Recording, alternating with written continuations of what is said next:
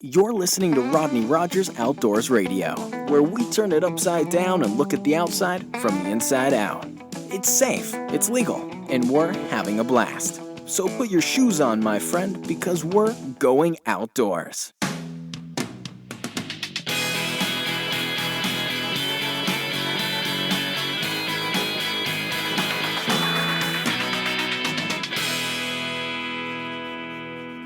Welcome to Rodney Rogers Outdoors. I am Rodney Rogers. That right there is my partner and coach, Ethan Crine. Good evening, Rodney. Mike the man himself, Coy. How are you, brother? I'm good. I just want to tell on you real quick. Our executive producer, you just put your arm brace on. I know you did it because of the camera. How's your arm, buddy? You know, I'm doing well. I'm recovering, I think, better than I'd hoped to. I'm in therapy now good. and Moving around pretty good. moving around. Got 3 weeks and counting for the next one. So, but I'm doing good. Thanks for asking. Awesome. Tonight's going to be a deep topic, obviously, in the light of the Orlando events that we've had, the shootings that we've had. Of course, this is mine and Mike's outlet. This is our one hour vacation of the week. It's our chance to get off of our chest what we feel like. And I think Mike and I even talked about, should we even have a show? And I think we both agreed that this is kind of our outlet. I mean, would I be correct? Yeah, it is. And I think tonight's going to be different from most nights. But I mean, this is the first time you and I have seen each other since Sunday. We've chatted on the phone and text and stuff. But we did. We debated back and forth because you don't know what to do. Yeah. I want to be respectful of everything that's going on. I just don't want to sit here and act like nothing's going on because every person in the world now, eyes are on the tragedy that happened in Orlando on Sunday. But however we proceed, I want to be respectful of what's going on. But it definitely, even in the course of the last 2 days of Kim and I being glued to the TV, and I mean, just questions come up, and of course there's gun control and all those topics that involve, and the politicians are on. I mean it's all highlighted, and there's definitely things you came to mind many times to have conversations, and I think this is an outlet to discuss some of those things. I agree. I tried to get your lovely wife to sit in with us tonight, but she is at a memorial service for one of the deceased, Frank is his name. Frank Hernandez, I think it is. Mm-hmm. I think I saw his name. Good friend of ours, Lisa's good friend.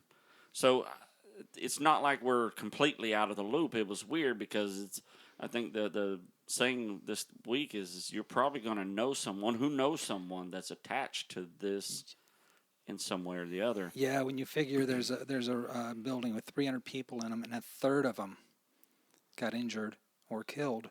Exactly. And that spider's deep into the community. Like you say, you're only 2 or 3 people from being removed from somebody directly affected by what happened this weekend. And I noticed by watching Facebook, my daughter had went out with 2 of them that had been murdered in that case. She had been out with a few of them. So, I mean, for me, I don't have TV, so for me to wake up, my Sunday mornings are 104.1, the Sunday morning coming down. And when I heard, Carlos from the Monsters on that morning, I thought, well, something's not right. Yeah. My first place to go to get that instant information was, of course, Facebook. Yeah. And start Googling. It was just chaotic. And I'm trying to scramble around to find out what's going on. But it has been, it's bizarre. It is. I mean, it's totally bizarre.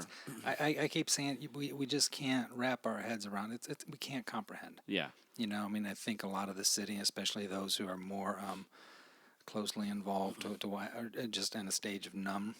Yeah. Shock. I think shock is a definite. They're dealing with the logistics of it, but the road to recovery for some are just beginning.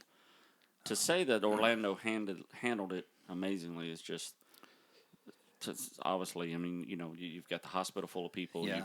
You got SWAT. You got cops. You got chaos. You've got this whole mess, and people just. I can't even imagine. Yeah. I can't even imagine. Yeah, we were glued all day Sunday to the television, and of course, this is just south of downtown Orlando. Ironically, my my second physical therapy was Monday morning at 7 a.m., which is literally a block and a half from the Pulse nightclub right there on Orange. So, but when I watched the news, they said it was only closed from Caylee to Michigan. The medical facility was just outside of that road, but when I got there, they'd closed it a block early, so there was nobody in and out. So I weaseled around to find a parking spot and literally walked through the news teams and satellite dishes to get. I thought I was going to get kicked out of there, but when I got to the medical facility, nobody was there. I ended up getting in, and my therapist showed up, and she had the same dilemma I had. But I was the only one they saw that day. Matter of fact, I was the only one they saw this week. Wow. Because they have canceled that day when I was there. They were calling patients saying, due to everything going on, you can't even get to the parking lot. And it was just a very eerie. I can't imagine. Just eerie feeling. I have not been down. I mean, to put us in relation, I'm 7 miles away from it. Yeah. 7 miles south of it. Exactly. You're 7 miles south on the other side. We're 10 miles north on this side. Yeah. So it's right in between you and I, and I think I think obviously this hits home because we're touched by people who are touched directly by this. We are. This is our city on top of that, and then and Lisa is very close friends to one of the survivors and one of the deceased. And the survivor, they literally waited around they were one of the ones waited 2 solid days. 2 days. Up until literally, I think, yesterday afternoon that they got confirmation that he had been They actually killed. did. She sent me a link, and we'll put it up. Brett is his partner's name. Yeah. And I can kind of give you a little brief story. She called me and told me what the story was. And basically, they were in the bar. They were cashing out to walk out. They were kind of had one more drink at the end of the bar before they walked out, and the friends were gathering, so they were getting ready to leave. Obviously, it's last call. He was hearing that it's last call. The timing was interesting. Yeah, exactly. And I think I was hoping by the time our show started, we had more information as rapidly as they were moving. I honestly thought that we'd have more. Yeah. His plan. I mean, obviously it was well thought out and well planned. So they were side by side, and then once the shot started going, it was kind of obviously chaos. He ran around the bar and was kind of tucked himself under the ice cooler, but he saw all his friends with him, kind of in this, very floor of the bar, glasses breaking, all this chaos. So he did not realize that Frank was not with him. Yeah. It just in the chaos, you see your friends in a row, you just assume you're all side by side, that they're right beside you. And from the story he told is, the cop came in and said, anybody still alive, wave your hands. I know, that's just and it's chilling. It's chilling. It's just chilling. So they ran out and he helped someone out. Had his arm shot up. One guy, which I guess passed as well. Yeah. Well, now we're at this stage where some of the survivors are getting released from the hospital. A few of them. There's still many still in critical condition. So we're starting to hear. We're just starting. to hear some of the stories. And it'll stand the hair on your back of your neck Absolutely. up. Because again, we just can't imagine, can't fathom. I'll tell you, and it hit me. If you don't cry. It's really hard to get through it, without when you hear those personal stories coming at you directly. And I'll tell you what hit me the hardest, Mike. When I walked up, now for those of you who don't know, my son is gay, and I preached to him just be who you are. Don't hide anything. So, of course, when I see this, my mind goes 50,000 miles an hour, and then I call my son. And there's no answer. And I text, and there's no answer. So it's immediate freak out mode. In your mind, you're trying to stay calm, but your body heats up. You start to sweat. Your face, and you want to stay calm, and you want to give yourself time to, see what's going on, and I didn't get an answer. Now, I don't know. My son doesn't go to bars. He said, Dad, that's just not my thing. I don't know that. You know what I mean? So, I'm thinking this is an event for the LGBT. and surely everybody's going. So of course my mind goes 100,000 miles an hour, and I'm in freak out mode. Yeah.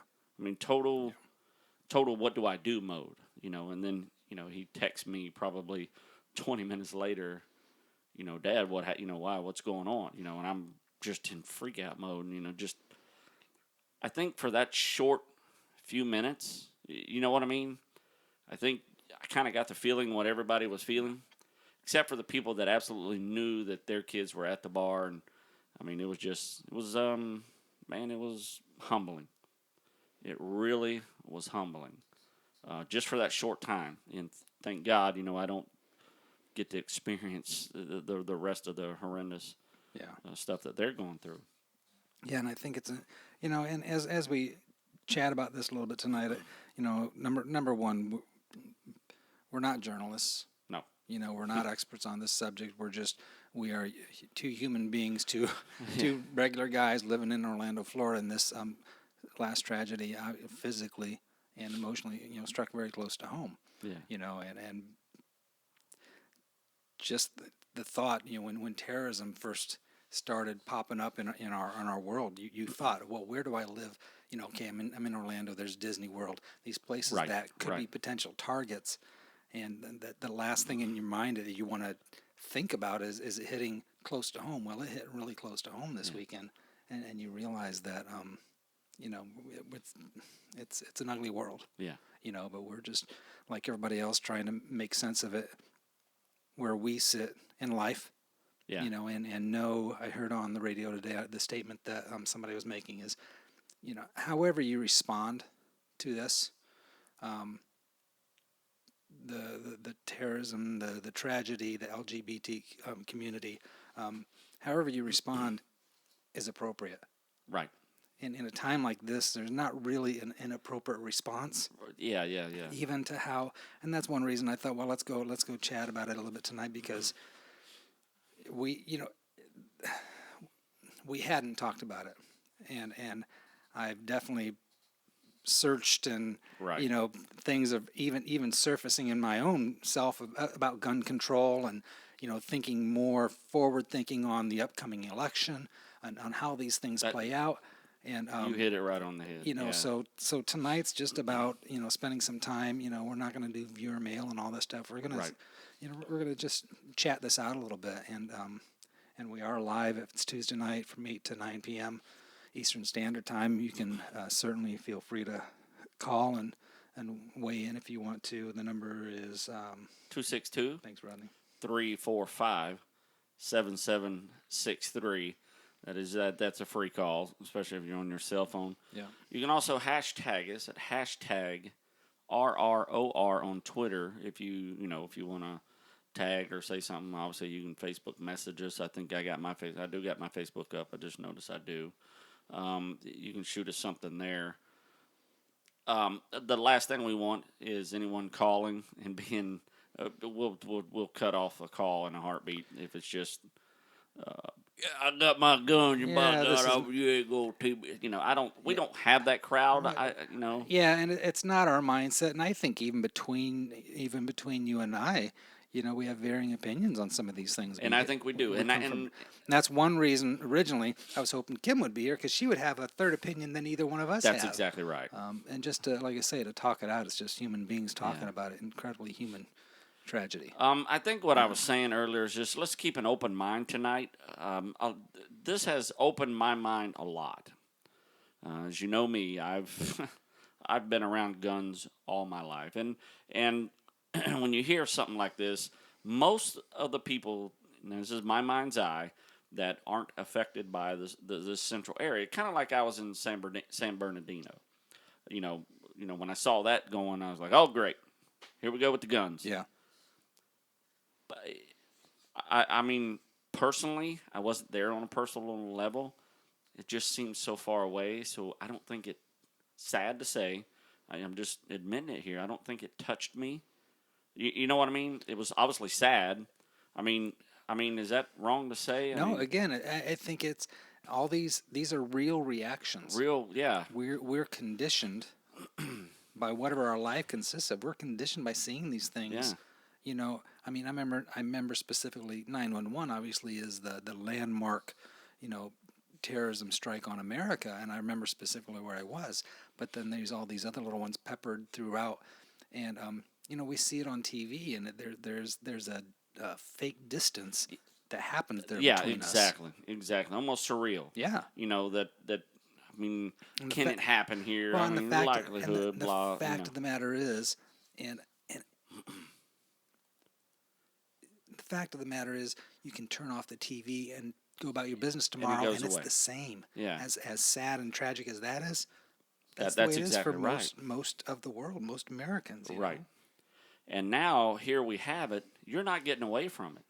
I mean, and I'm sure it was the same way on that side. You know, when I say the same way, I'm sure over there it was a daily thing. You know, and it is here. I think now we're getting more attention because it's considered the largest mass murder. You know, outside of 9/11. Yeah. And you know, it's getting all this attention. I think now it's in our face. Obviously, the radio station that I listen to, 104.1, religiously from the time I wake up to the time I go to bed at night, they're my only source. I mean, it's kind of funny sad to say, but the real radio is my only news source. Well, and that's your reality. Like I say, Exactly. somebody else is different, but however you approach these things and however you live and migrate through these times is unique to you. Yeah. You know. And you know, and they talk about the topics, and they talk about it in a fashion that's exciting to me, and that's why I like real radio. Absolutely. You know, but to hear them on the air since Sunday, and all day till 9 at night, I was glued, and I think you were glued to the news, and then of course, the little snippets I can get of news here and there. I still haven't brought myself to see the crime scene videos, you know, where their cameras are outside and the cops and the shots are. I can't bring myself to do it. I mean, I don't, bad or good, I have the option to click on that, and I can't bring myself to hit that. Yeah. To hear the shots and you know, when you see this last Snapchat, you know, I can't do it. You know, it just breaks my heart. Well, absolutely. And I think the bottom line, and this is where, you know, terrorism, I think one of the acts of terrorism and the motivation is to disrupt our lives as we know it. Right. You know, our comfort American life, and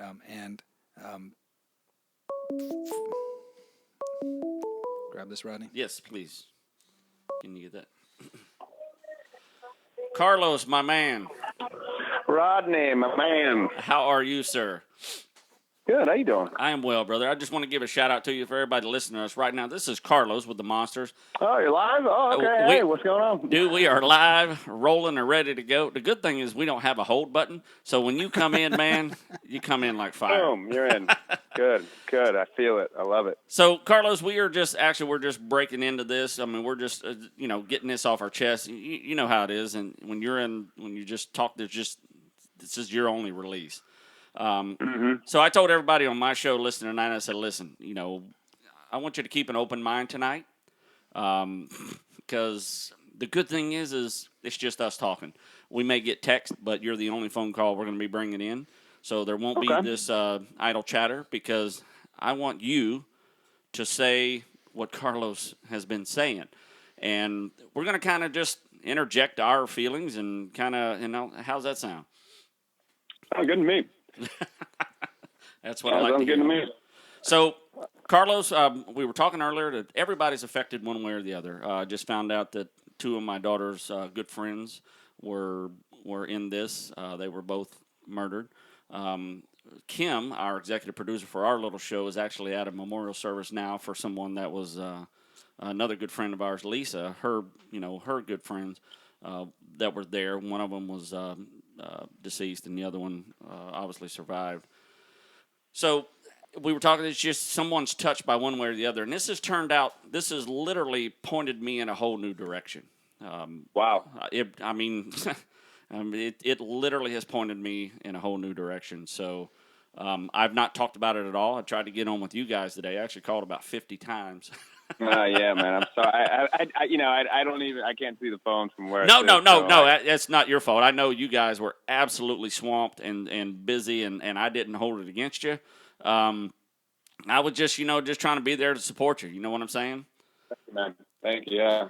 So, Well, it's funny that you say, this has sent you in a whole new direction, because the fact is, the studies show that when people really begin to change their minds on something that is, very connected with them, whether they've grown up believing a certain way or just have kind of never really thought about it another way, it's usually when you are personally connected to it in a major way, not just through, I used to live in New York and I love New York City and 9/11, or, oh man, San Bernardino.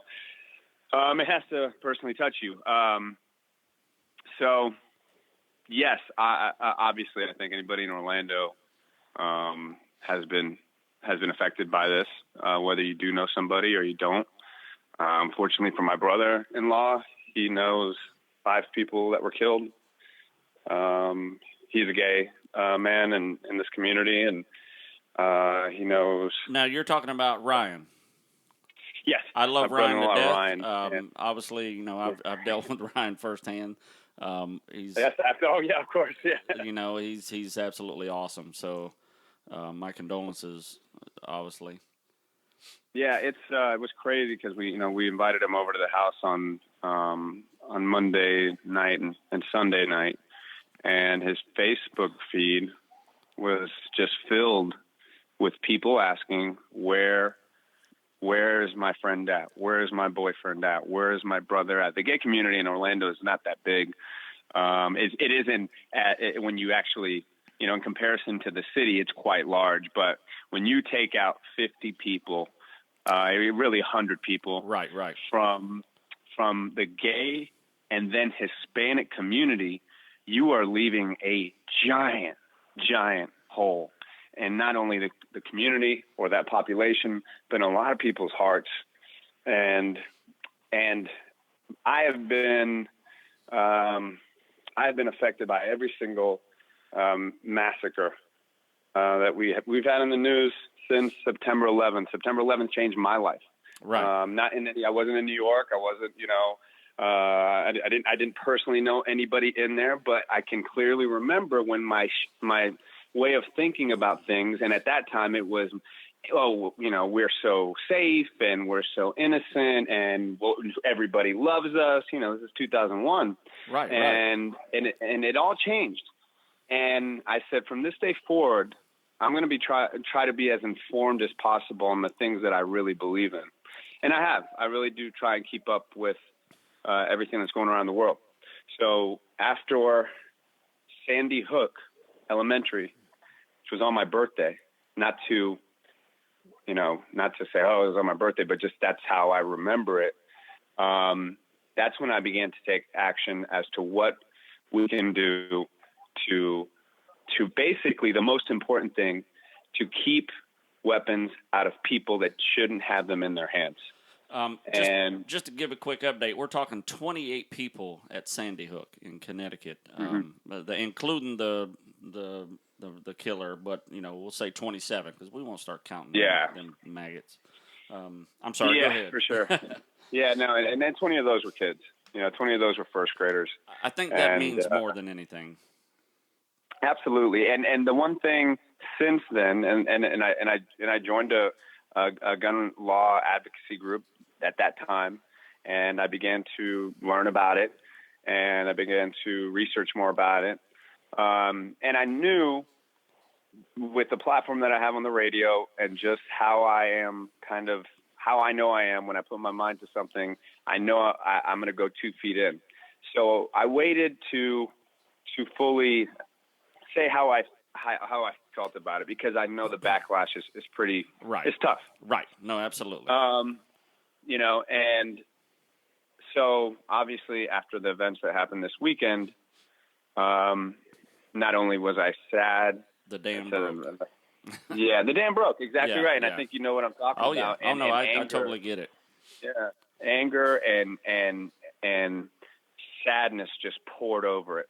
And I said, I have to do something. And that's basically when I said, I feel that we need to, in this state and ultimately in this country, ban assault weapons as well as high-capacity magazines.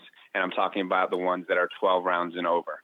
And I am unequivocal about it. I'm not trying to change anybody's opinion. I am not looking for that. I fully understand that people grow up with guns, that it's part of their culture, that they have guns passed down to them. I don't care about your handguns.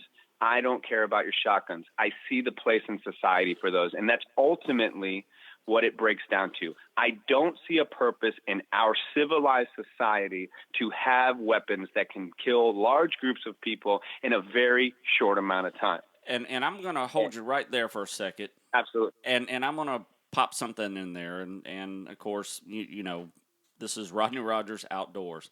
I own an AR-15.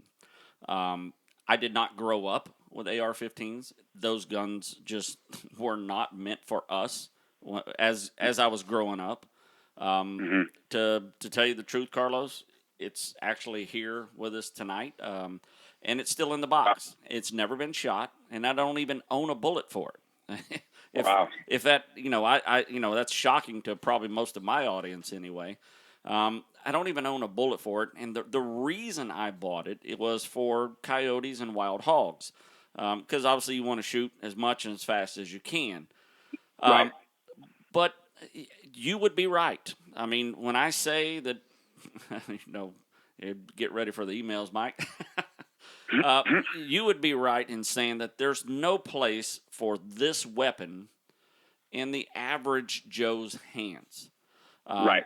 And the reason is my children grew up with guns as I did. They were as involved with guns as I was. They still ask me. They're 24 and 25 years old. They can go buy their own weapon. They come to me and they ask me, Daddy, do you think we're ready? And my first answer is no. And here's the reason. I grew up with it, and I've made mistakes that could have been fatal. And it scares the living hell out of me that my two kids, you know, could have those same mistakes, not being as aware as I am. Does that make sense at all? Absolutely, yeah. And, you know, and as I was telling Mike earlier, you know, my son is gay, and I've always preached to him to, you know, just be who you are and be, you know, be the person, you know, that I've taught you to be. And when I woke up and heard you guys on the show Sunday morning, waiting for my Sunday morning coming down, I was like frazzled. So I got on Facebook, and then, of course, when I saw what had happened and where it was, my first text was my son, and I didn't get an answer back for 20 or 30 minutes. And Carlos, to tell you the truth, I repaired his car last week, and he was stuck at home, you know. And when I fixed his car for the first time in my life, I hated myself for doing something for my son that I knew he wanted, if that makes any sense. Yeah. My first thought was, he's there, and I'm about to implode, you know. So, I mean, as you can see, this is kind of, like you said, you know, sometimes it takes that near miss, so to speak. Right. So I'm sorry. Right. Go ahead and. No, you know what, Rodney? I appreciate you sharing that, because that's actually when once I came back on the Monsters, that's one of the first things I remember about you is you telling your story about your son coming out to you during Christmas, I believe, right? Yep. Or Thanksgiving. It was Christmas, exactly right.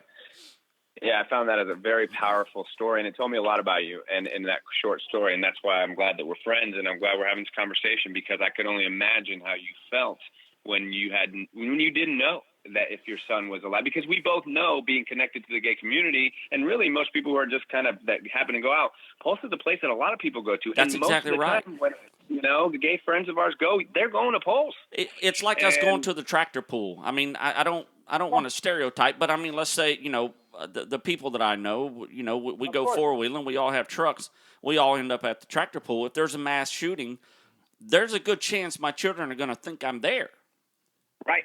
I mean, I don't know if that correlates the two, but it kind of does in my mind. Absolutely does.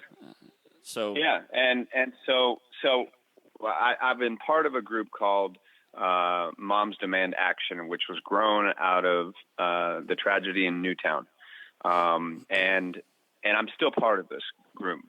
But to be perfectly honest, I'm an aggressive guy. and I am a passionate person, and there's nothing that when I get my mind to something, it's hard to hold me back. And I am so adamant right now, and I will be until it happens, that we do not need these assault weapons and high capacity magazines on our streets. We don't need them. And so that is why I'm calling for an all-out ban statewide, and it starts in Orlando. And it starts with the people of these streets, of our city, who have just been massacred and shot down for no reason. It's time for us to stand up. And it's time for us to stand up to people who say that nothing can be done, that this is just the way it is, that well, you know what, we'll just wait till the next one, and now it was Orlando's turn. I don't believe that. Yeah. I don't believe that for 1 second. This Right. is the United States of America. Right. And we can do anything that we put our minds to. And I am a first-generation American. I love this country. I love this city. And if we continue going down this path, the fact of the matter is my daughter is going to go to a middle school where the teacher's going to have an open carry. There's going to be a guy walking down the hall with an AR-15, and there's principal is going to be with a rocket launcher in the back, because the NRA wants us to be a basically militarized country where every person can have as many guns as they want and any type of gun that they want. They have one. The game is over. We are starting a new game. They won. There's no, okay, we got to fight these guys. They've won, and now we got to start a whole new game. And this is what I mean by the whole new game. I'm not trying, I know you have listeners out there that are probably tripping. But the fact of the matter is, I ain't mad at y'all. If you guys believe that we should have assault weapons, and if you believe that, you know, we should have as many, that is all well and good. And guess what? You have that. You have that right now. But I am going to take the people that believe the same thing that I do, which is common sense gun laws. Nobody's talking about taking your shotgun or your handgun. I believe there is a place in society for that. But when I hear the excuse, or I hear the reason, when I have asked multiple people over and over, what is the reason for a assault weapon in our society, and they say it's fun to shoot, I'm sorry. That's not good enough. Yeah.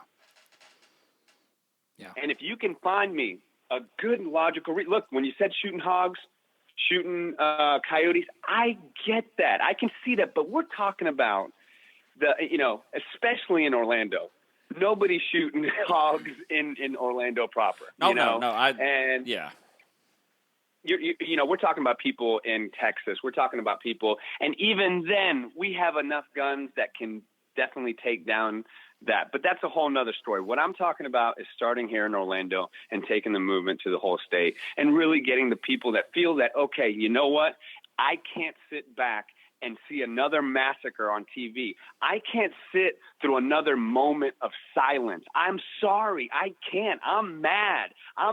People are deranged, and people that get their heart broken, and people that just want to kill kids have the accessibility to walk into a store and literally buy a gun that is supposed to be used in the battlefields to kill people, and then they walk into our places of worship. They walk into our places where we're supposed to be having a good time, our sanctuaries, and they stay in it, and they forever. And I'm done with it.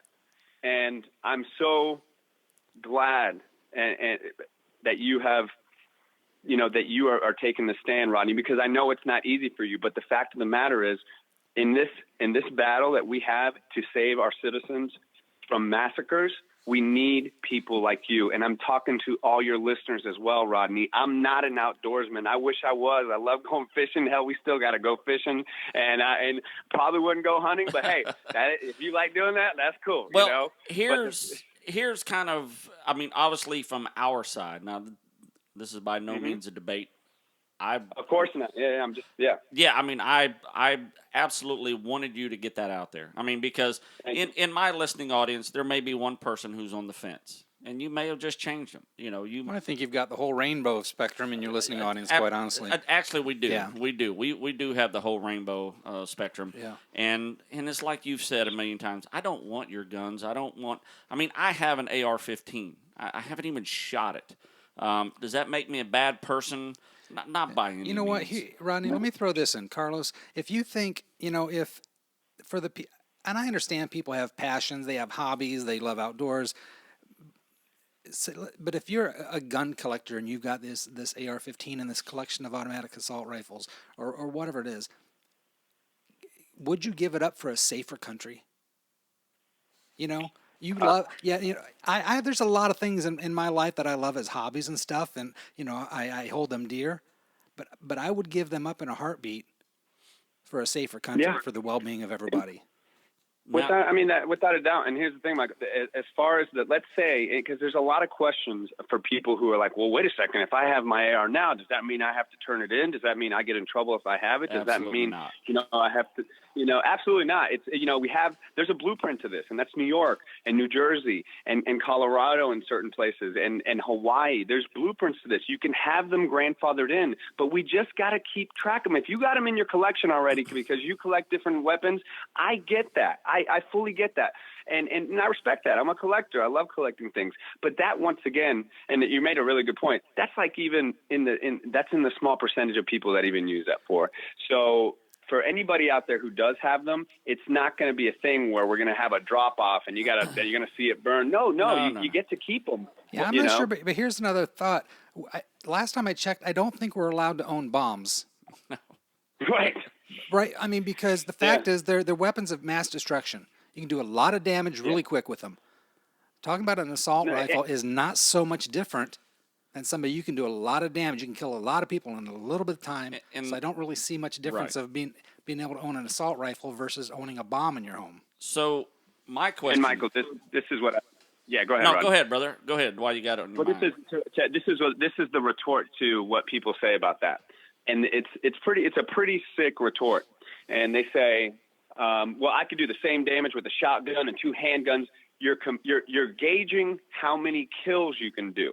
Right. And that's what I get. That's what I've heard time and well, I can do the same damage. Well, you know what? Honestly, that scares me, for number one. And number two, what is the point you're trying to prove? I'm not saying that a skilled marksman could do the same damage that a gun that is intended to spray bullets everywhere. I'm not saying that there aren't people that can comparatively do, but that's not who we're talking about here. We're talking about cowards who possibly were frustratedly homosexual man who was mad at the world and mad at being having a father that wouldn't accept them and mad at a lot of things. And then you got people on TV just stirring it up and saying that these outsiders are coming in when this guy was an American Muslim living in our country. And what happens? The guy goes and buys a gun 2 weeks before, and he walks in. He's not a marksman. He's not he's a coward. Yeah. We've got Todd, one of our listeners one of our friends on Twitter, saying banning guns will not help. We need better background checks where government communicates with the local. The bad part is attacks like this make gun sales go through the roof. And he'd be right. I mean, but let me tell you what I did on the way in. Facebook is posting that Academy Sports have pulled their guns off the shelves. They're flying off the shelves. I called 4 Academy Sports before I came in tonight. One of them hadn't sold anything today. The other 2 had plenty. So, I mean, it's a lot of rhetoric. Oh, wow, that's really interesting, man. Yeah, that was on my way in tonight. I want to look at every side, to tell you the truth, Carlos. Obviously, I'm deep embedded in this gun thing. I have a lot vested, meaning friends, and honestly, my life is not dependent on what people think of me. If I decide to get rid of my guns tomorrow, that's my choice. If you don't want to follow me, then I'm still going to do Rodney Rogers Outdoors because there's so much outdoors to do. But, and I'm looking at the devil's advocate, and I looked at the top mass murders. When I mean mass murders, I'm talking 12 people and above. The majority have been handguns and shotguns. The most, obviously, right up under Orlando. Now, Orlando has topped the charts, and we hate that. We don't want to be that person with that assault rifle. The next one down was 33 people, Blacksburg, Virginia, 2 handguns. We're talking a Glock with a 15-shot clip. With one shot, it's a lot more damage than, believe it or not, with an AR-15. You know what I'm saying? Right, But like yeah, you said, fair. I mean, would you, just devil's advocate, would you be happy with a lot stricter? The background check to me failed. That failed miserably. Somewhere, somehow, this failed. And they're going to look at this, and something has to change. That did it for me. I cannot say, as a gun advocate, well, but we got background checks. Well, by God, they did that, and it failed. We have a guy who was investigated by the FBI. He walked in and bought a damn AR-15, for Christ's sake, and killed 50 people. So that needs adjusted. Period. I mean, that goes without saying. Yeah. Would Carlos be... Here's my thing. I want to see you succeed. I want to see your dreams filled because I know what this meant to you. But my fear is there's a lot of big money out there, and this opposition has been met by many, many, many people, way stronger and way more money than us. So my thing is how do you attack this problem by a little piece at a time? Am I making sense, or am I just talking gibberish here? No, absolutely. I think it's a great question, and I've thought a lot about this. And I actually talked to Jim Phillips a lot about this for about 30 minutes today. And while he may not agree with everything that I think, he believes in what I'm doing, and he gave me a lot of great insight. This is the plan, Rodney, and I hope I play this to you 5 years from now, maybe a year from now, maybe 3 years from now, and you say, "Oh, damn, he did it with the people exactly what he said he was going to do, and this is what I'm going to do." I'm kicking it off with a rally, and the fact is, no, I would not just be happy with limiting with new extended background checks because they don't work. Right. I would not be happy with just limiting ammo because that's putting the cart before the horse. There's no way that any type of ammo ban is going to go through before it's the whole kit and caboodle. It's not like we're going to get any type of, we'll do really tough restrictions here because that's not the issue. There's no way to really gauge if somebody has had a clean criminal record their whole life, but they are just a little cuckoo, or they get pissed off and they want to walk in and literally walk in and walk out with an assault rifle like the AR-15. Doesn't work. And background checks are not going to help with that. As far as how to actually get things done, well, this is how I plan on doing it. I'm starting a group. I haven't officially announced the name of the group yet, but it is going to be an organization that is ultimately going to have to go against the NRA. I know that. I look at this like a video game, Rodney. Okay, I'm on level 1. I literally just press start. It's me. I'm like looking around the world. Right. Okay, I got you. What do I do? I'm not a community organizer. I've been a part of several different charities, and I've done a lot of different events, but I've longed always for something like this, and it was always in the back of my mind, and so basically this is it. So in order to get anything done in Washington or in Tallahassee, you need money and you need power and you need the people, and the people are very important in this day and age of social media. Your perception of how large your group is, if it truly is a large group, and then you're able to add to that the power of social media. I hate to reference ISIS to this, but the fact is ISIS's perception is 1,000,000 times bigger than their actual capabilities. You hit it right on the head. Yeah. Okay, and they did that through amazing videos, and they did that through social media. And I'm not trying to, I probably shouldn't even compare it, but the fact is that's going to be a big approach in this. We create a group, and then we have to go to city first. Get city officials. I sure as hell know 2 giant companies do not want assault weapons in Florida, Disney and Universal. There are too many soft targets throughout those parks to allow people to have to walk into an Academy Sports and walk right out and go straight to their parks. We just found out that this excuse me, no, can I curse? Hey, we got a podcast, brother, so you just... Okay. There's too many opportunities for assholes like the one that we had 2 nights ago to get mad, that he got quit, that he got cut from his job, whatever. So there's a lot of corporations that don't want assault weapons in our state. Number two, by sheer a disgusting trend, people have gone through and systematically attacked every single one of our creeds, races, religions, and cultures, whether it's our Muslim brothers and sisters who are being killed by extremists, or whether it's our black brothers and sisters in church as they sit there to have come in and be massacred, or whether it's our gay brothers and LGBTQ community sisters that go to their place of solace.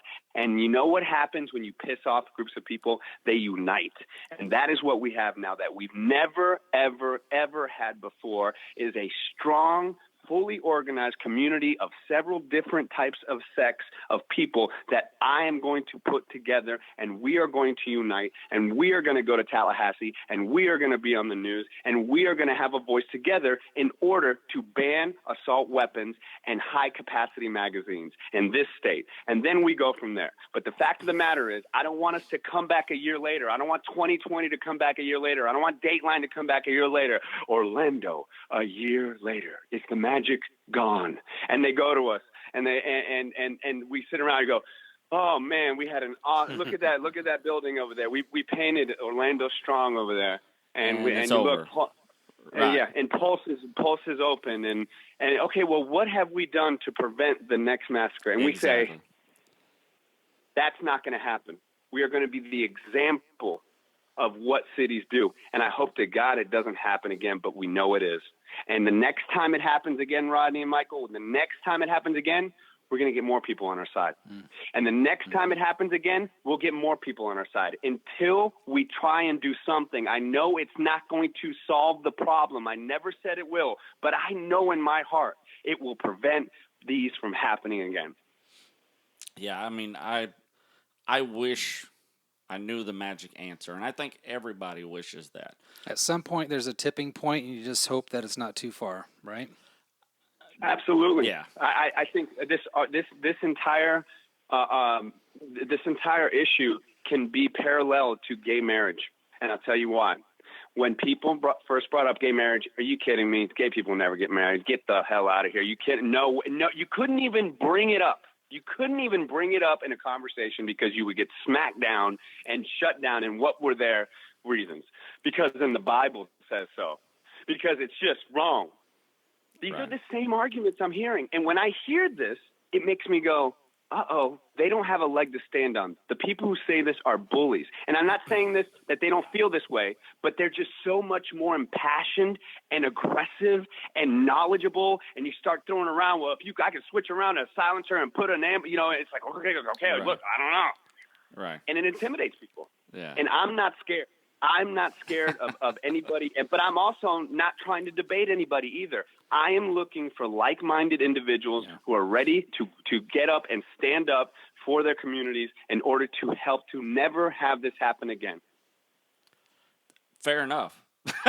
Yeah, I mean, at some point, it is a matter of priorities. Yeah. And when does human life start becoming top of the priority more than your hobby or owning a particular piece of hardware? Exactly. I'll tell you, Carlos, what makes Mike and I great partners in this show. Mike was not brought up like I was. He was not the firearm. As a matter of fact, when I said I was going to buy an AR-15, it's that mixed feeling. And I will tell you this. For 30 years, I was totally against AR-15s. I was like, I'm a hunter. Why would I need 50 shots? I mean, I was that guy. I had my guns. I had my pistols. I had my, and I never was that in your face, oh, it's my right to own a gun until somebody really. I never got that from you. I never got that from you. And it's when someone comes at me in my face, you know what I mean? And they leave me no option, then of course, you got to throw, well, it's my right, whether I'm right or not. So my key tonight was to get you on our show and let you vent, man. Yeah. I mean, honestly, let you vent. If I lose listeners for letting you vent, then you know what? Then they weren't real listeners, honestly. I'm still the person I am. I have my beliefs. I don't push them on anyone. If someone wants to follow us down that road, then obviously they're more than welcome. But my key was to have you on here tonight and let you say your piece. This has changed something in me. Not that I want to ban, the whole world, but I want to give those people who do or have that piece to say the option to reach people that they normally wouldn't get to reach. Does that make sense? Absolutely, and I appreciate you giving me the forum, and hopefully I would. Here's the thing: I'm learning. In order to fully respect the other side of the argument, and I don't want to say that the other side of the issue, which I do. I want your listeners to know. I think that's the key. Yeah, I respect the Second Amendment. I respect our Constitution. I fully do. But we're talking a whole different realm here, and I think we can respect the Constitution, respect your right to bear arms, but at the same time respect the right of others who feel that there is just too much and something needs to change. And like I said, not going to try and change anybody's mind, but I know that the silent majority is out there. The studies have been done. The people are out there, and so here we go from here. I'm sorry, go ahead. No, I totally agree with you, Carlos. I totally understand people who have an incredible passion for wanting to ban guns. I get it. I have a passion. I understand people have the passion for not wanting to give up their right. But what trumps this whole thing is human compassion for life, because if we fail by putting our own agendas in the way of I think there's a right answer out there somewhere, then we all fail. There's a right answer that we all succeed, and the bottom line is life, is life and freedom. That's where I'm at with it, because I feel right now we're in a place. My daughter is 5 years old, and as she gets older, when these massacres continue, it's just only I don't like the way the situation is now, and if nobody does anything, then it's just going to continue to get worse. And I don't even know what that is. That's a whole new normal, and I just don't want to get there. Yes, and I appreciate you giving me the time tonight. And when we do, I plan on having a rally next week. I haven't announced the time and the place yet, but I plan on using the contacts that I have and the people that I know to get the word out there, to show people that that you are not alone in your thoughts of how you want to take action to help stop the next massacre. You're not. There are people there. And for all your listeners who may not agree with me tonight, I respect your right to have to carry a firearm. And you guys do you, boo. I'm gonna do me. Carlos, thank you so much for hanging out with us, man. I appreciate the call, brother. And like I said, I wanted to get you out there and reach the few people that are in our audience. Hopefully, we've got a multitude. Our audience is understanding enough. I think we've not been bombarded with the text that I thought we'd be with. And then we're going to close out the show, and then hopefully, just run our statistics that we were going to run tonight anyway. So thank you very much, brother. Thank you, my man. And, of course, anything we can do for you, just let us know, brother. I will. Y'all have a great night. All right, buddy. You too. Thanks, Carlos.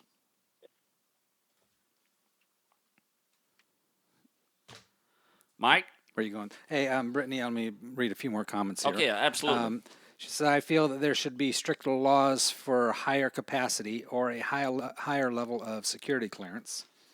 Also, the FBI dropped the ball here, not Florida. Patriot Act made excuses for taking away rights for terror protection before. Why not now? So the Patriot Act made excuses for taking away rights for terror protection before. Do you understand that question? I did after the second time I read it. After the second time you read it. So, no, she's exactly right. It's like there's some people who were accidentally put on the FBI watch list. They can't get off no matter how much they... I just read an article. This guy's been trying to get off the FBI watch list because he can't buy a gun for 2 years. He's a white guy, Caucasian male who has the same name as a suspected terrorist. He never said. Is it just the name? It's just the name. That's it. Just the Is name. that what he says? Well, that's what That's what all his paperwork proves. Okay. He has the same name, and even some agencies of the government are trying to get it off. And here's the problem: once you get on, there's really no way. There's a secret cloud, an iCloud of government officials. Well, and then that brings us to the argument of this last weekend. Exactly. I don't know if he was actually on the list or they just encountered him and they had some never suspicion. made it to the list. And that's the key. I think there was a fail there. We know that for sure. Will they be held accountable for that fail? We don't know. We probably never will know. And I doubt very seriously that there will be an encounter. It just boggles my mind. How much time we got, Mike? I haven't even looked. Are we done? No, we got about another 5 minutes here. Okay. Hey, I wanted to say something. I'm going to throw up an infographic here on the website. We both that I had so found many today. graphs. Yeah, I know, but this one struck me. It was interesting, and it just showed when the Constitution was written, the Second Amendment in 2012. It wasn't 2012. It was the next one up. It was a little before that. There we go, 1791. There we go. The weapon of most common gun was the musket, which you could shoot 4 rounds in 60 seconds. Flash forward to 2012, semi-automatic weapon. Now, is this accurate, saying about 45 rounds per minute? Yeah. Okay. Oh, What's your AR-15? That's about the round. Okay. Yeah. I'm going to come back to that because that was one of my questions this weekend. But it's saying 45 rounds per minute. And this was an interesting point. Over the years, arms have changed. Right. The Second Amendment has not. So when this was written, people were shooting round at a time out of musket. And that argument's been exactly. And the age-old question is, should we adjust it? And we can also say that was written with a ink, ink pen. So should the First Amendment change because now we have such social media? You know what I mean? Now that we have this amazing social media, instant social media, should we curve that? Curve the technology to it's a slippery slope. Dude, it is so slippery, and there's big people on both sides hitting us faster than we can. They're knocking it down faster than we can literally put it out. But the one right that's being attacked the most is the Second Amendment. Is it fair? In some aspects, I think it is. I think, weapons technology has progressed, by your chart, even immensely. Yeah. But I think the biggest picture we're missing is not all these mass killings have been with these assault-type weapons.